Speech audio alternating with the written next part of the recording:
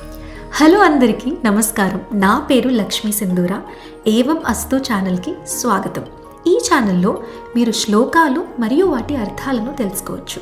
శ్లోకాలు అనేవి అతి ప్రాచీనమైన జ్ఞానం, ఆధ్యాత్మికత మరియు సంస్కృతిని సూచిస్తాయి. ప్రతి శ్లోకం ఒక లోతైన అర్థాన్ని, ఆధ్యాత్మికత ఉద్ధరణను కలిగి ఉంటుంది.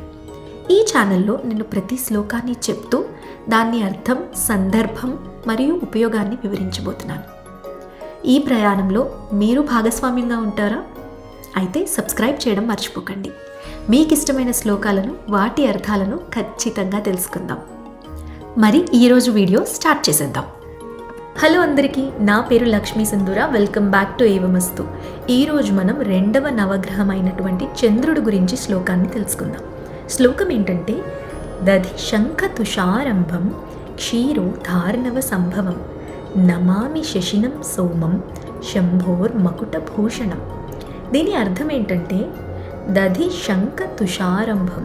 దధి అంటే పెరుగు, శంఖం అంటే శంకు, తుషారంభం మంచు వంటి తెలుపు, క్షీరో ధార్ణవ సంభవం. క్షీరో అంటే పాలు, ధార్ణవ అంటే సముద్రం, సంభవం అంటే ఉద్భవించిన, పుట్టినటువంటి. నమామి శశినం సోమం.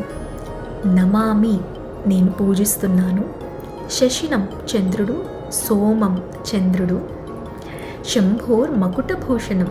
శంభోర్ శివుడు, శివునికి ఇంకొక పేరు. మకుట అంటే మత్కటి, భూషణం ఆభరణం. దీని అర్థం ఏంటంటే, పెరుగు, శంఖం, మంచు లాగా తెల్లగా ఉన్నటువంటి చంద్రుడికి, పాల సముద్రం నుంచి ఉద్భవించినటువంటి చంద్రుడికి, శివుని మత్కటికి ఆభరణంగా ఉన్నటువంటి చంద్రుణ్ణి నేను పూజిస్తున్నాను, నేను నమస్కరిస్తున్నాను. ఈ వీడియో మీకు నచ్చినట్లయితే మీరు ఏమనుకుంటున్నారో కామెంట్స్లో చెప్పండి. లైక్ చేసి, షేర్ చేసి, సబ్స్క్రైబ్ చేయండి. నన్ను ఇన్స్టాగ్రామ్లో ఫాలో అవ్వాలంటే నా హ్యాండిల్ పేరు ఏవం అస్తు లెర్నింగ్. మళ్ళీ ఒక నవగ్రహం స్పెషల్ సిరీస్ వీడియోలో కలుసుకుందాం. అంతవరకు సెలవు.